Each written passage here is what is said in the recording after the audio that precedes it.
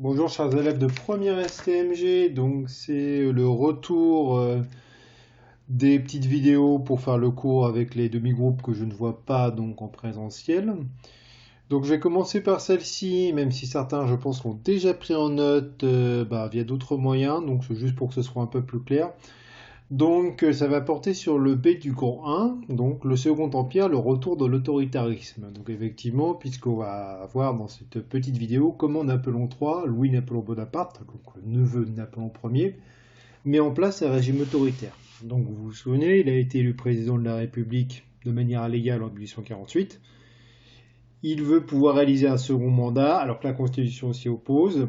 Et comme il n'avait pas modifié la Constitution, en décembre 1851, il donc commet un coup d'État contre le gouvernement légal, finalement. Il fait mobiliser l'armée, il renverse l'Assemblée nationale et s'approprie tous les pouvoirs. Et effectivement, en fait, ce qui me paraît un peu paradoxal, parce qu'effectivement, un coup d'État, aujourd'hui, c'est vu comme quelque chose de très négatif, avec une réaction extrêmement violente de la population. En fait, on a une époque où finalement, les gens ne raisonnent pas comme ça, enfin, pas partout. C'est notamment lié à l'éducation et à l'habitude de la démocratie. C'est que dans beaucoup d'endroits, finalement, Napoléon III va être perçu comme un meilleur dirigeant que le gouvernement précédent, que le gouvernement légal. Et notamment quelqu'un qui est censé être plus proche du peuple. Et notamment, ça, c'est à cause des dérives que la Seconde République avait pu faire, hein. En reniant un petit peu le suffrage universel, il suffit à Napoléon III de revenir là-dessus, de raccorder à nouveau à tous les Français masculins. Donc, quel que soit leur niveau de richesse, le droit de vote, pour être relativement populaire. Surtout qu'en plus, on est dans un régime qui ressemble un petit peu à certains régimes d'aujourd'hui, à savoir que la répression existe, mais qu'elle est relativement discrète. Et effectivement, Napoléon III il fait valider donc son pouvoir par un référendum. Par ce qu'on appelle à l'époque un plébiscite. C'est-à-dire qu'on demande l'avis du peuple, la plèbe. C'est ça que ça veut dire. Ça veut dire qu'on demande l'assentiment du peuple. Donc plébiscite, on y répond par oui ou par non. C'est pour ça que c'est l'ancêtre du référendum. Et dans ce plébiscite, il demande est-ce que vous voulez que Napoléon, donc le Napoléon Bonaparte, président de la République française, devienne empereur sous le nom de Napoléon III. Et la majorité des Français répondent oui, même si on peut avoir des doutes sur la façon dont le vote a été conduit. Ce qui fait que le président donc, devient l'empereur Napoléon III. Donc, je vous rappelle, hein, il y a Napoléon Ier, bon, que vous connaissez, et il y a Napoléon II, le fils de Napoléon Ier, mais qui n'a jamais vraiment gouverné. Donc Napoléon III, donc, c'est ce qu'on appellera un peu aujourd'hui une démocrature, à savoir, c'est ce qu'on dit pour des régimes comme la Russie, par exemple, de Vladimir Poutine, à savoir un régime où il y a certaines apparences démocratiques qui sont maintenues, mais où finalement le pouvoir est incarné par un seul homme. Comme on a dit, le droit de vote existe encore. Mais Napoléon III a des pouvoirs très étendus, puisque c'est lui qui désigne les candidats aux élections, les maires, les adjoints. Donc forcément, c'est beaucoup plus facile. Avoir être le candidat officiel de l'empereur, c'est déjà une garantie quasiment de succès aux élections. Il peut arrêter, voire déporter finalement les opposants politiques. C'est pour ça que vous allez avoir des gens très célèbres comme Victor Hugo qui vont partir en exil, mais vous allez avoir aussi donc des opposants politiques qui vont carrément être déportés donc, dans les bagnes de Cayenne en Guyane, donc le plus loin possible du regard et de la France.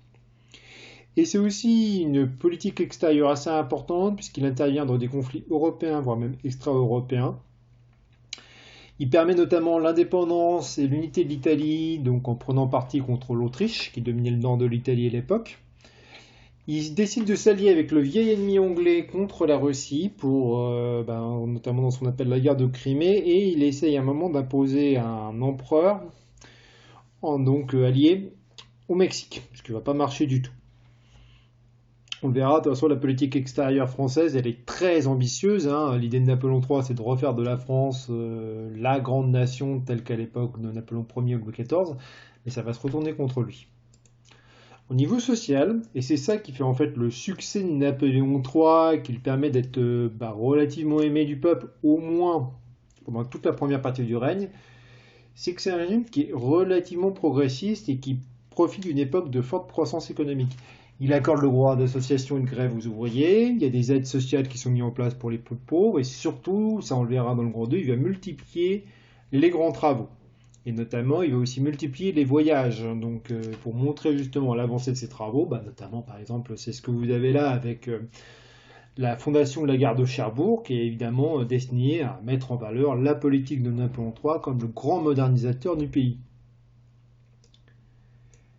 Enfin, et donc c'est là que je vous disais que la politique externe de Napoléon va se retourner contre lui, on a donc cet échec final qui va entraîner la chute du régime, c'est la guerre de 1870.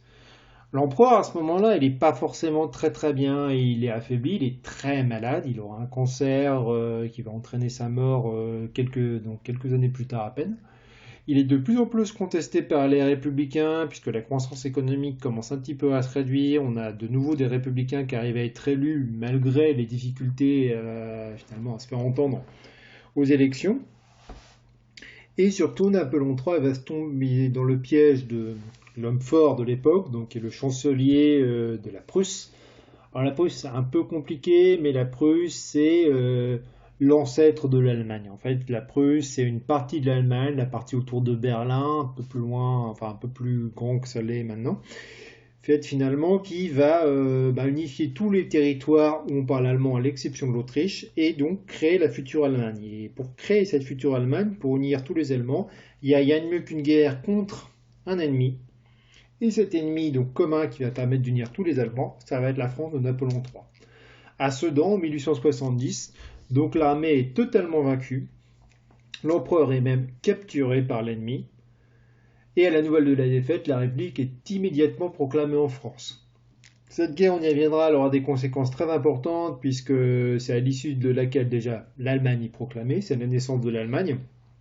Elle entraînera une guerre civile à Paris, donc effectivement, enfin, dernière chose, c'est à ce moment-là que l'Alsace et la Lorraine deviendront donc des territoires allemands, d'où la fameuse querelle entre la France et l'Allemagne qui va durer globalement jusqu'en 1945.